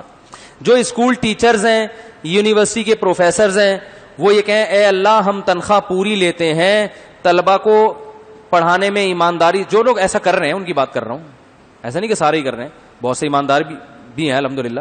تو اے اللہ میں تنخواہ تو گورنمنٹ سے پوری لیتا ہوں لیکن اسٹوڈنٹس کو ایمانداری کے ساتھ پڑھاتا نہیں ہوں بلکہ ٹرخاتا ہوں. اس لیلۃ القدر میں اللہ میں اس جرم سے توبہ کرتا ہوں, میں تنخواہ پوری لوں گا اور پڑھاؤں گا یونیورسٹی میں یا کالج میں یا اسکول میں پوری ایمانداری کے ساتھ. چھٹی بہانے بنا کے چھٹی نہیں کروں گا, اور چھٹی کروں گا تو تنخواہ سے کٹواؤں گا میں. کیا ہو گیا بھائی, غلط کہہ رہا ہوں. لیلۃ القدر میں توبہ کرو گے تو قبول ہوتی ہے, تو توبہ تو کرے انسان. دیکھو امی عائشہ رضی اللہ تعالی عنہ نے فرمایا کہ لیلۃ القدر میں یہ دعا مانگو کہ نبی نے یہ دعا سکھائی، اللہم انک عفو تحب العفو فاعف عنا، اے اللہ تو سراپا معافی ہے، معافی کو پسند کرتا ہے، ہمیں بھی معاف کر دے. تو ہمیں معافی مانگنے کی دعا سکھائی نا اس میں. تو معافی جرائم سے مانگی جاتی ہے نا. اب جو جرم کیا اسے چھوڑنے کے لیے تیار نہیں ہو، معافی مانگ رہے ہو، تو یہ معافی تھوڑی ہوئی. دیکھو میں نے اللہ نہ کرے آپ سے پیسے لے کے کھا گیا، میں 5 لاکھ روپے میں نے کھا گیا، اب میں دے نہیں رہا، آپ بہت ٹینشن میں آ گیا، آپ نے کہا اب تو میں نہیں چھوڑوں گا. بیٹا تو معافی مانگ بھی لے تو میں نہیں چھوڑوں گا، کیونکہ تو نے اب لیٹ کر دیا بہت زیادہ اور میرا تو سارا مسئلہ خراب ہو گیا. تو میں کہتا ہوں یار آج لیلۃ القدر ہے، معافی مانگتا ہوں، آپ مجھے معاف کر دو. اس نے کہا چلو ٹھیک ہے معاف کرتا ہوں، لاؤ اب دے دو. کہ دوں گا تو اب بھی نہیں میں. تو یہ معافی ہوئی. تو معافی گناہوں سے مانگی جاتی ہے. تو گناہ ہے کیا؟ بہنوں کی وراثت نہیں دے رہے، نماز میں سستی کر رہے ہیں، حج فرض ہوا وہ ادا بولو بھائی نہیں کر رہے، آپ کا پڑوسی بھوکا سوتا ہے آپ اس کا خیال نہیں رکھ رہے، رشتہ داری نہیں جوڑ رہے، ابا کے ساتھ اماں کے ساتھ اچھا سلوک نہیں کر رہے، اور یونیورسٹی میں جا رہے ہیں پڑھا نہیں رہے وہاں پہ، اور ابا آپ کو سارے سیمسٹر کے پیسے ابا نے بھر دیے اس لیے کہ میرا پت جو ہے نا یہ پڑھے گا وہاں جا کے، اور یہ وہاں جا کے گٹکے کھا رہا ہے بیٹھ کے. تو یہ بھی ناجائز ہے نا. ابا سے کو تو پورا خون چوس لیا پڑھائی کے لیے، وہاں پڑھ کے دے نہیں رہا ہے، تو یہ بھی ناجائز ہو گیا نا. ابا نے گٹکے کھانے کے پیسے تھوڑی دیے، ابا نے تو اس لیے دیے میرا بچہ کیا کرے گا، یونیورسٹی میں جا کے پڑھے گا. تو اللہ میں اس جرم سے بھی کیا کرتا ہوں، توبہ کرتا ہوں. شوہر اگر بیوی کے حقوق ادا نہیں کر رہا، بدتمیزی سے بات کرتا ہے، بعض آدمیوں کی زبان میں ایسا تلخی ہے کہ وہ تمیز سے بات کرنا جانتے ہی نہیں، اینٹ کا جواب پتھر سے دیتے ہیں. تو یہ توبہ کر لیں، اللہ میں جب بھی گھر میں جاؤں گا اپنے بیوی بچوں سے تمیز کے دائرے میں رہ کے بات کروں گا، اخلاق سے بات کروں گا. ہمارے نبی جب گھر میں داخل ہوتے تو مسکراتے ہوئے چہرے کے ساتھ داخل ہوتے تھے. تو میں بھی آئندہ مسکراتے ہوئے چہرے کے ساتھ سلام کر کے داخل ہوں گا. جاتے ہی میں چنگیز خان کی طرح چیزیں الٹ کے پھینکنا نہیں شروع کروں گا. عورت توبہ کرے، اللہ میں نے اپنے شوہر کی پینٹ سے جتنے پیسے آج تک چرائے ہیں میں توبہ کرتی ہوں، میرے سارے خرچے میرے میاں جو بنیادی خرچے ہیں پورے کر رہا ہے، میں اسے بلا وجہ خرچے مانگ کے تنگ نہیں کروں گی، شکر گزار بنوں گی. میں بولوں گی دیکھو یہ گھر کی چھت مجھے آپ نے دی ہے، اس اولاد کو جو میں عزت کے ساتھ پال رہی ہوں یہ سایہ مجھے آپ نے دیا، یہ تحفظ مجھے آپ نے دیا، تو شکر گزار بنوں گی. عورتیں اللہ سے یوں کریں توبہ کریں، صحیح ہے نا. تو جو جس کا حق بنتا ہے بھائی وہ دینے کا ارادہ کرے، تو پھر لیلۃ القدر بنے گی. اور اگر بدماشیوں کا پورا پروگرام ہے کہ عید کا چاند نظر آتا ہی فلم دیکھنے جانا ہے سینما گھر میں، اور جناب اور وہی مستیاں، وہی شراب، وہی کباب، وہی زنا، وہی لڑکیوں سے فیس بک پہ دوستیاں، تو بھائی 100 لیلۃ القدر بھی آ جائے. یہ لوگ کہتے ہیں نا جو لیلۃ القدر میں میرے سیدھا جنت میں جاتا ہے، ایسا کچھ نہیں ہے. سب سے پہلے کیا ہے؟ اعمال ہیں. تو ایسا نہیں ہے بھائی، اللہ کا نظام ہے 1 درہم کے بدلے میں اپنی 700 نمازیں دینی پڑتی ہیں، اور اگر اپنے پلے عبادتیں ہی نہ ہو تو پھر دوسرے کے گناہ بولو بھائی. میں تو ایک جنرلی اصول بیان کر رہا ہوں کہ جس کو جنت میں ہم نے پہنچانا ہوتا ہے لیلۃ القدر میں اس کی نسبت کر دیتے ہیں کہ ٹھیک ہے لیلۃ القدر میں اگر آپ کے اعمال اچھے ہیں، نیک آدمی ہے، تو لیلۃ القدر میں مرنا آپ کو انشاءاللہ اور زیادہ فائدہ پہنچائے گا، کیونکہ اللہ نے مبارک رات دی، مبارک مہینہ دیا. رمضان میں موت بھی مسلمان کے لیے رحمت ہے، جمعے کے دن موت مسلمان کے لیے رحمت ہے، لیکن ایک حد تک. پہلے کیا ہے شریعت میں؟ اعمال ہوں. جیسے آپ کہیں جاب کے لیے گئے تو آپ وہ معیار پہ پورے اترتے ہو، لیکن پھر بھی ڈر ہے کہ فیل نہ ہو جاؤ، تو کہیں سے سفارش آ گئی تو تھوڑا بہت جو چانس تھا فیل ہونے کا وہ سفارش سے پورا ہو گیا. تو تھوڑا بہت چانس تھا عذاب کا، چلو رمضان کی برکت سے اللہ نے کیا کر دیا؟ معاف کر دیا، لیلۃ القدر کی برکت سے. اور لیکن بڑی بڑی بدماشیاں ہیں، ٹھیک ہے نا، اور اتنے لوگوں کا حق کھا لیا، ہزاروں کی بددعائیں ہیں، وہ نہیں جانے دیں گے. وہ کہیں گے اللہ یہ جنت میں کیسے جا رہے ہیں یہ ہمارے اتنے لیڈر جو اتنا کچھ کھا کے 5-5 ارب ڈالر کھا کے. موسیٰ علیہ السلام نے پتہ ہے کیا بددعا کی تھی؟ اے اللہ فرعون نے اتنا ظلم کیا تھا کہ موسیٰ علیہ السلام نے آخر میں بددعا کی تھی کہ اے اللہ اس کے دل پر مہر لگا دے، اب اس کو ایمان کی توفیق نہیں ملنی چاہیے.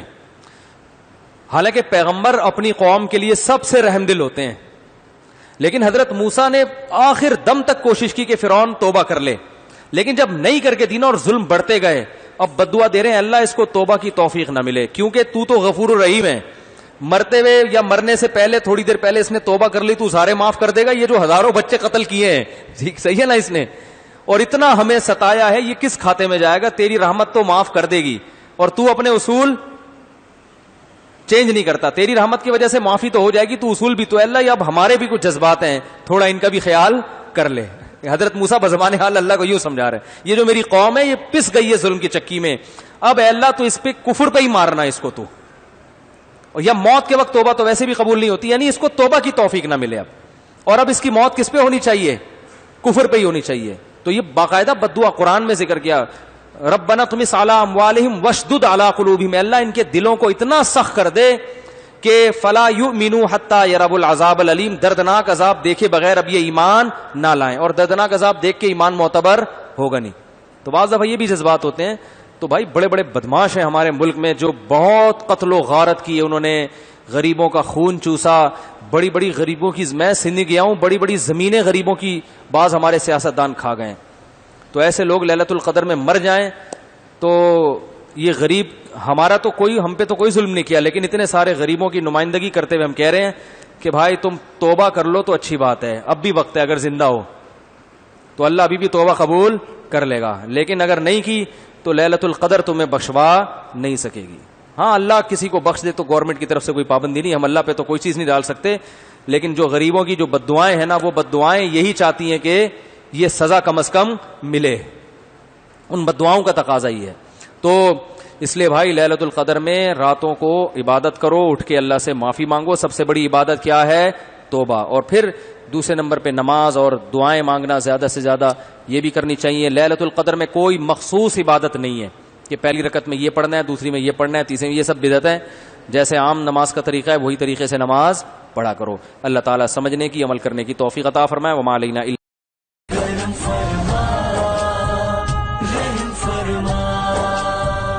کرم فرما